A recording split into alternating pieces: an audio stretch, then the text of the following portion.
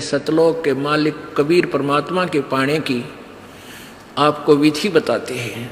सुन आत्मा चितला के और सतपुरुष से कर ले सगाई, गुरु बिचौला बना के आप जी की सगाई करवा दी इस दास ने सत्य पुरुष से सभी की।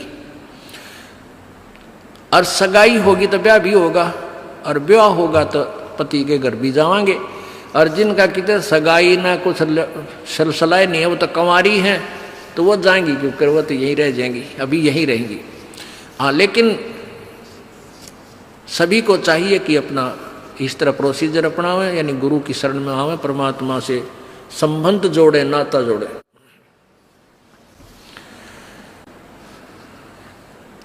सतपुरुष से कर ले सगाई, गुरु बिचौला बना के, फिर सत्संग बान बैठिए लाडो और दान की मेहंदी रचा के। जैसे बान बिठाया करते हैं, 5-6 दिन बिठाया करते हैं, 6-7 दिन,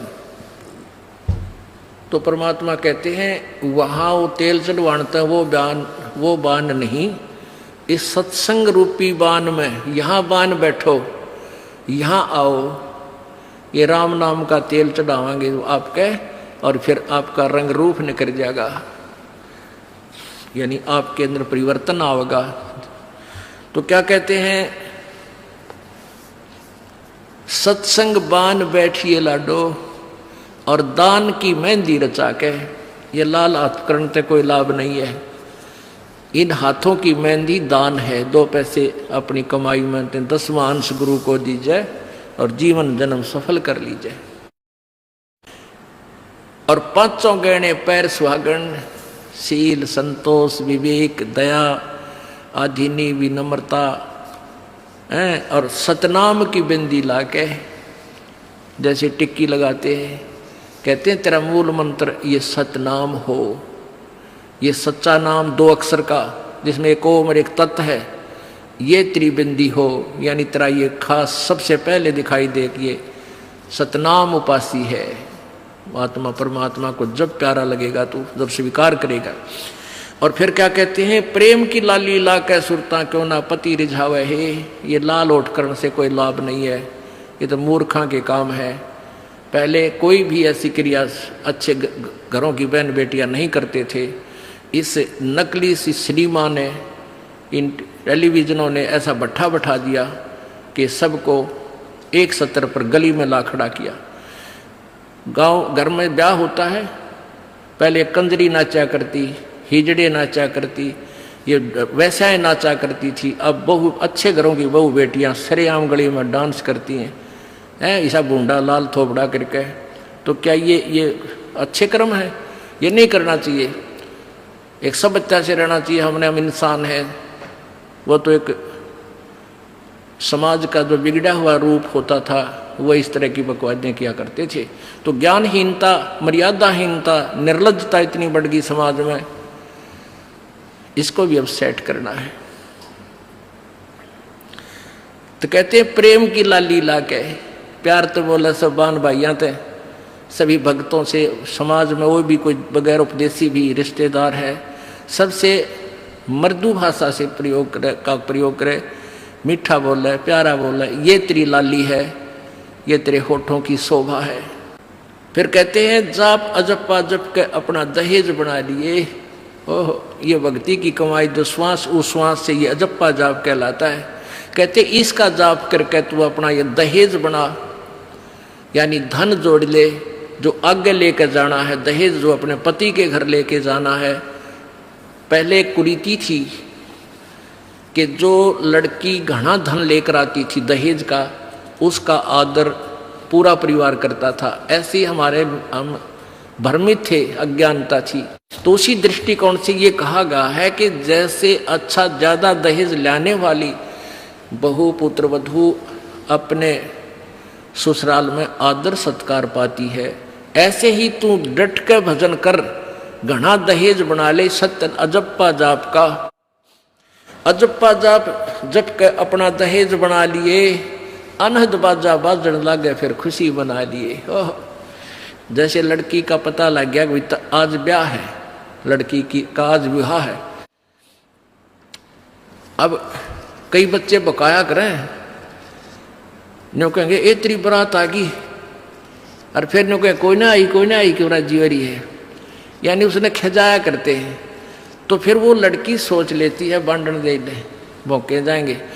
तो कहते हैं जब वो बाजा बाजन लाग जा तब सोच लिए बात लवा लाग ली कि आ गई बारात। तो कहते हैं आप भक्ति जब करोगे तो आपको ऑटोमेटिकली आपके ये ऊपर के यहाँ से ऊपर के हिस्से में बहुत सी आवाजें, कई प्रकार की आवाजें आने लग जाएंगी। इसमें जो हमें आवाज सुनती हैं ये प्राथमिक भक्ति की लक्षण है, अंतिम नहीं है।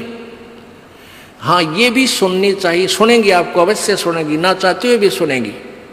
और कभी सुनना चाहो तो कभी 2, 4, 10 मिनट, कभी कभी डेली नहीं, कभी ऐसे कान बंद करके एकांत स्थान पर सुन लेना, आपको सारा साजबाज अंदर बाजता दिखेगा, जिसकी भक्ति इस लक्षण हो गए। कुछ एक को वैसे भी सुनती है जिनके पूर्व जन्म की भक्तियां होती हैं और फिर धीरे धीरे उनकी बंद हो जाती हैं, आगे कुछ नहीं सुनती, चाहे वो किसी का नाम जाप ले रखा है। तो वो तो ऐसा सुनना, ये देखना तो ऐसा है जैसे आपने बैंक में कमाई करी की और बैंक में पैसे जमा करा दिए, और उस बैंक की कॉपी ने कभी देखना चाहो तो खोल के देख लो। और ये दूसरे जो पंथ बतावे हैं, ये साधना इनकी नाम गलत हैं और कहते हैं ध्यान लगाओ, मेडिटेशन करो, कान बंद करके, आंख बंद करके, अंदर आवाज सुनो, शब्द सुनो।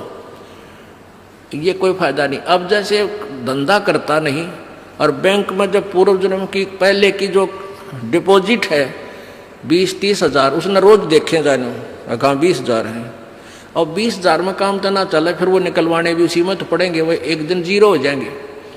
वो तो जैसे आपको ये आभास होंगे किसी भी वस्तु का, जैसे हम हमारी आंखों, आपकी जो भक्ति करते हैं उनकी आंखों के सामने बहुत सी चीजें ऐसे चलती दिखाई देंगी। कभी तो ऐसा आभास होगा जैसे कोई मक्खी आ गई, कोई मच्छर जा रहा है, या कोई ऐसी कोई लाइन सी दिखाई देती है।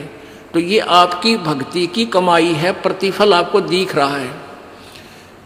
और कई एकादा क्या करे हमारे भक्त, एक बहन भगत भाई आया ने बोला जी मैंने तो आंख दिखा ली, मेरी तो आंखों में डिफेक्ट हो गया। वहाँ क्या हो गया कि आगे मेरा काला काला दिखे जाए, नो देखूं जब भी दिखा, मन तक कई बार डर भी लग जाता है।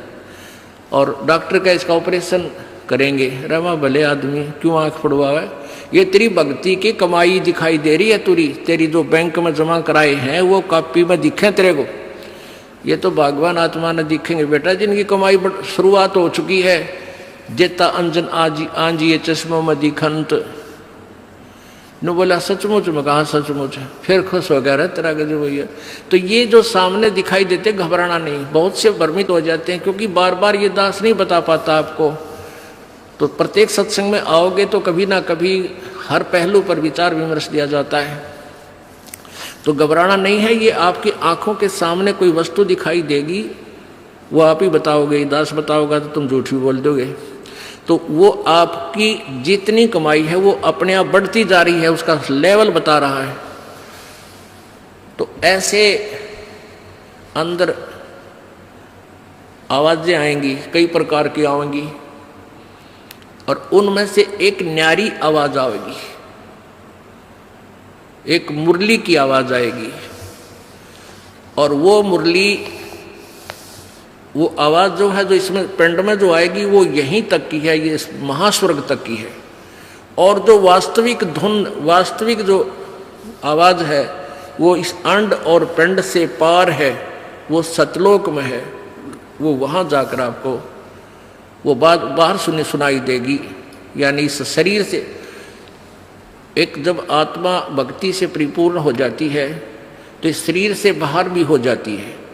तो उसको सुनने के लिए ऐसी स्थिति आ जाएगी अपने आप, जैसे आपका शरीर यहाँ बाहर खड़े हो गए, और फिर वो आवाज़ आपको उस सूक्ष्म शरीर के माध्यम से सीधा कनेक्शन उस सतलोक से हो जाता है। वो परले पार वाली मुरली आवाज़, वो धुन, वो झनकार अलग से सुनाई देती है। फिर सेकंड के बाद आप उसी शरीर में होते, आपको पता भी नहीं कि मैं बाहर गया या अंदर ही था। वो बहुत बाद में जाके बहुत लेटेस्ट स्टेज पे ऐसा होगा, पर ऐसा हो या ना हो, आप जैसे दास बताओ, ये खुराक खाते रहो, रोग कटेगा, ये साधना करते रहो। तो क्या बताया है, जाप अजप्पा जप के अपना दहेज बना लिए, और ये अनहद बाजा बाजन लागे फिर खुशी मना लिए। फिर मान लिए खान तेरी भक्ति चल पड़ी, निकट लागली बात आगे लेने, यानी बरात आगी। आवे बिरहा कबीर लेने, खुश होकर चालिए, और प्रेम की बारिश होने लागे फिर मलमल नहा लिए। जैसे आपने कल सुना था, बिना प्रेम पावे नहीं चे करोड़ समाधि ला। होय होय। जैसे सूरज के आगे बदरा ऐसे कर्म छयारे, प्रेम की पवन करे चित मंजन झलके तेज नयारे। प्रेम की पवन, परमात्मा के प्रति इतना प्यार उमड़ उमड़ का अब आपके हृदय में रह रह के जरा सी बात मालिक की चले आंखें भरे आऊं आपकी, कुछ दिन में ऐसी स्थिति आ जाएगी। तो ये प्रेम की पवन चलेगी। जैसे सूरज के आगे बादल होते हैं तो सूर्य का प्रकाश निष्क्रिय हो जाता है, और जब हवा तेज चलती है बादलों को इधर उधर फेंक देती है तो सूर्य का प्रकाश ज्यों का तो सामने चमक रहा होता है। ऐसे परमात्मा और अपने बीच में, आत्मा के बीच में पाप कर्मों का गरावा यानी बादल छाया हुआ है।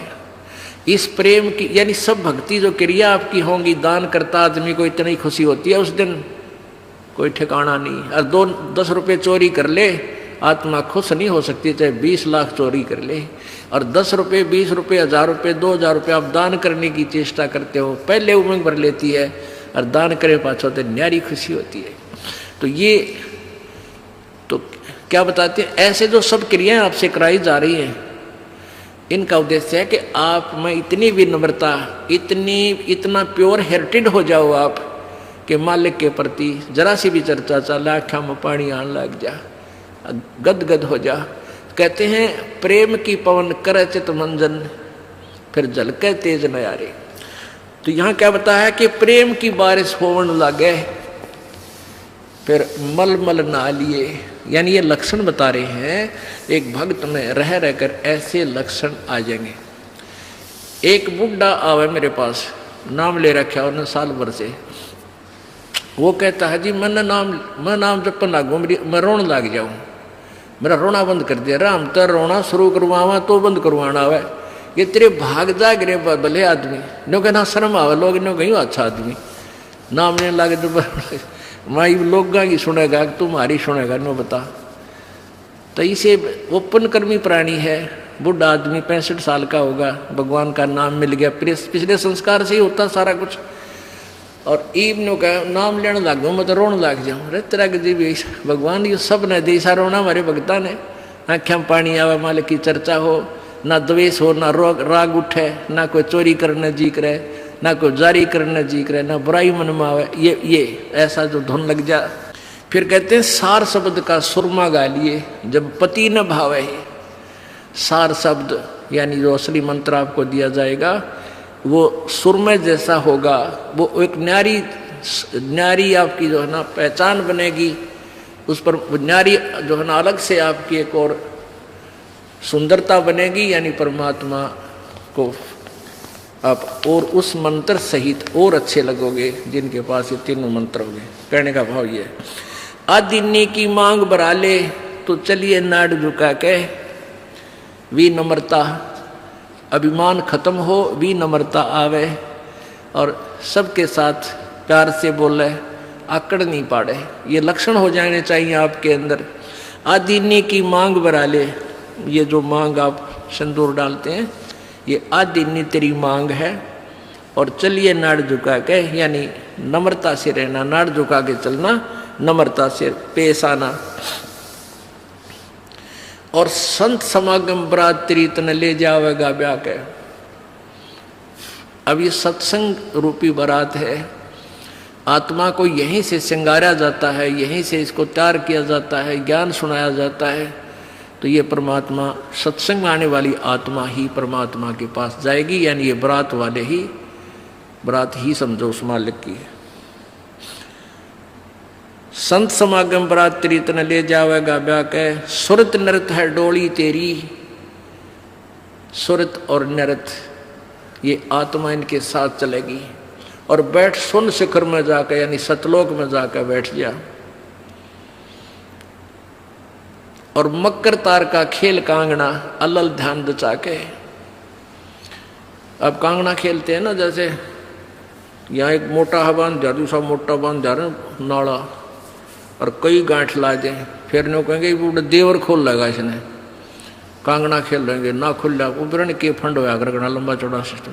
तो परमात्मा कहते हैं अब मकर तार का खेल कांगना, छूट ना जा आते हैं, छूट गया वो हार जाएगा।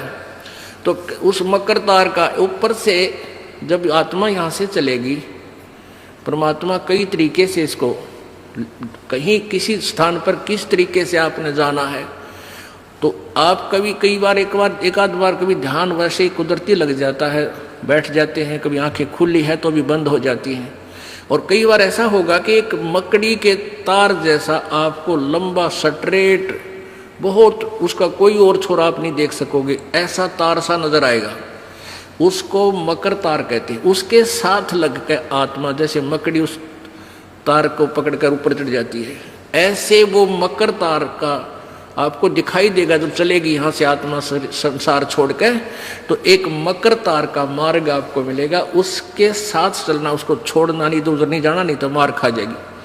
तो ऐसे ही वो कांगड़ा खेलते हैं, जब दोनों और दाव लगा देते हैं, तू खोल गया तो तू हार गया, हारगी। तो ऐसे अपने अपनी जबरदस्ती से उसको पकड़ लेना है, उस मकर तार के, उस मकर तार को।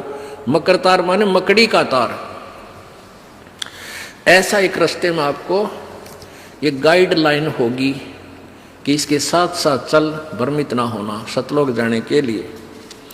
वो कुछ समय कुछ स्थान तक मकर तार है, उसके बाद फिर परमात्मा का अलग से मार्ग है। सुरत नृत्य है डोली तेरी, बैठ सुन शिखर में जाके, मकर तार का खेल कांगना अल्लल ध्यान दचा के। ओए होए, एक एक वाणी का आधा हिस्सा भी इतना जबरदस्त भर रखा भगवान ने। अब अलल पंख, अल्लल ध्यान दचा के, एक अलल पक्षी होता है, उसको अनल भी बोलते हैं। अनल, अनल माने वायु, यानी वो आकाश वायु में ही रहता है, ऊपर नीचे नहीं आता। वो अंडे भी ऊपर ही दे देती है वो अलल पक्षी मादा, और उन अंडों को हवा में छोड़ देती है, और ऐसे स्थान पर अंडे देती है, पैदा करती है कि नीचे केले के बन हो, केले के बन। तो केले कैसे फंसे रहा कर, केले के बना बनो आपस में बहुत लंबे लंबे बढ़ जाते हैं। तो वहाँ आकाश से वो अलल पक्षी बहुत लंबा चौड़ा होता है, वो कम से कम भी सैकड़ों फुट लंबा और 50 फुट की चौड़ाई होती है। इतने बड़े बड़े पर होते हैं उसके, बहुत जबरदस्त लोहे के तौ की तरह, और पंजे होते हैं जैसे नो चमटिया की तरह, खुर जैसे बहुत जबरदस्त नाकुल्ले, बहुत मजबूत, और 4 पैर होते हैं उसके, पक्षी होता। तो वहां से अंडे छोड़ देती है भगवान हवाला है। अंडे नीचे आते हैं हवा की घर्षण से, वो परवरिश को यानी वो पक जाते हैं, और केले के अच्छे भारा भारा अंडे होते हैं, वो 2-2 दड़ी के, और ऊपर तो 1-1 दड़ी के, 5-5 किलो के, और ऊपर तो आते ही वो केलों के पत्तों पर आकर गिरते हैं। उन केलों को तोड़ते हुए सपीटते नीचे आते हैं। तो केलों पर गिरने से, उन केले पर गिरने से, उन पेड़ों पर, तो उसकी स्पीड कम हो जाती है, और तो केले को तोड़ता हुआ वो आसानी से आकर नीचे पड़ता है, और पड़ के फूट जाता है, उसमें से बच्चा निकल जाता है। वो बच्चा वहाँ फिर उस वन में घूमता है, फिरता है, चारा चरता है, और फिर कुछ दिनों में वो उड़ने लग जाता है, यानी परिपक्व हो जाता है, वो प्रफुल्लित हो जाता है, और वो उड़ उड़ कर देखता है, काफ़ी दूर तक उड़ता है, फिर वापस आ जाता है, 1-2 साल तक वही रहता है उस वन में। उन पक्षियों के साथ भी घूमता है, अपने मित्रों के साथ जो दूसरे पक्षी होते हैं, अन्य जीव जंतुओं के साथ भी घूमता है, लेकिन उनमें उसकी मित्रता नहीं रहती है, क्योंकि उसको पता होता है कि मेरे माता पिता ऊपर हैं, यहाँ नहीं है। पुण्यात्मा, ये बहुत ही उत्तम ज्ञान है और छुपा हुआ ज्ञान था, ये तत्व ज्ञान है। इसको समझाने के लिए बहुत से उदाहरण आपके समक्ष पेश करने पड़ते हैं ताकि आत्मा अपने परमात्मा की तरफ आकर्षित हो जाए। आपने कैसे रहना इस संसार में, ये अलल पक्षी के बच्चों की तरह। अब वो यहाँ आए, यहाँ आसपास उस वन में पक्षी पशुओं के साथ रह रहे हैं, लेकिन उन एक पल भी वहाँ जाने को नहीं बोलते कि एक बार हम उड़न जोगे हो जावा, उसी दिन भाग जावांगे यहाँ से, हम जवान हो जावें तो उसी समय चल पड़ेंगे। तो जब वो युवा हो जाते हैं और खूब उड़ने योग्य हो जाते हैं तो चलते समय कहते हैं 5 हाथियों को वो पक्षी, अलल पक्षी ऐसे लटका, क्योंकि उन केड़ों के वन में हाथी के भी झुंड के झुंड होते हैं, वहाँ होते थे पहले समय में, तब बने ना रहे, तो वहाँ झुंड के झुंड हाथी होते हैं, नो एक दूसरे के सट के चला कर सैकड़ों की संख्या में, कई झुंड है। तो वो अलल पक्षी उनके ऊपर झपट्टा मारता है और उसके इतने तेज वो होते हैं 1.5 फुट के पंजे, और उनको ऐसे फंसा लेता है चारों हाथियों के, 4 हाथियों में, 5 और 5वें ने नोक मुंह के साथ। कहते 5 हाथियों को उठाकर वो अलल पक्षी आकाश में चला जाता है अपने माता पिता के पास, और फिर उनका आहार लेकर जाता है, वो आहार उससे उनसे करते हैं। तो अब आप यहाँ आए हो, अलल पक्षी की तरह ध्यान रहे। एक पल भी वो पक्षी का बच्चा अपने माता पिता को नहीं बोलता कि मैं यहाँ का नहीं हूँ, मेरे तो ऊपर है माता पिता, और जब मैं यहाँ से जब जाने जोगा हो जाऊंगा 1 मिनट में चल पड़ूंगा। तो आप उस अलल पक्षी के बच्चे की तरह यहाँ अब तैयार हो, अच्छी खुराक खाओ राम नाम की, और मजबूत हो जाओ, और चलते समय इस राम नाम की कमाई लेकर ऊपर चलेंगे। अब कहते हैं अलल ध्यान जचा के वो पक्षी का बच्चा एक पल भी वो यहाँ रह ही नहीं सकता। उसको ये पता होता है, कॉमन सेंस होती है कुदरती, कि मेरे माता पिता वहाँ है, जिस दिन मैं यहाँ से जाने योग्य हो जाऊँगा एक पल नहीं रहूँ यहाँ पर। तो ऐसे आपने ये हर दिन उस सतलोक में जाने का अलल पक्षी की तरह यो ध्यान लगा कर वो जचा कर रखनी है, इसको भूल नहीं पड़ने देना। मकर तार का खेल कांगना अलल ध्यान जचा के, और बैठ विश्वास सेज बिछा के, जो शब्द छैल आवे है।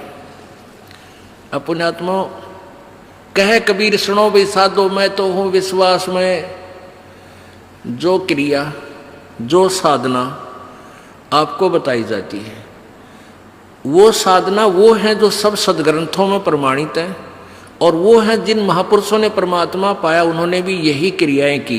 तो आप एक विश्वास रूपी सेज पे, जैसे दुल्हन होती है अपने पति के इंतजार में वो बैठ जाती है, तो ऐसे ही कहते तू अपना विश्वास रूपी सेज बिछा के इंतजार कर उस परम पिता के आने की। विश्वास तेरी सेज है, यानी तेरा विश्वास है तो मालिक आवेगा, और विश्वास नहीं है तू ही वहां से चला गया कि तो फिर पति कहाँ मिलेगा। कहने का भाव ये है कि डगमग नहीं होना है, अपना विश्वास दृढ़ रखना, जो बताया गया ये विधि, और यही भक्ति आपको परमात्मा मिलाएगी। यानी शब्द छैल का अर्थ है वो अविनाशी परमात्मा, शब्द अर्थ अविनाशी को कहते हैं। अविनाशी परमेश्वर तेरा पति तुझे वहां लेने आएगा, और इस प्रकार हम परमात्मा पाएंगे। बोलो सतगुरुदेव।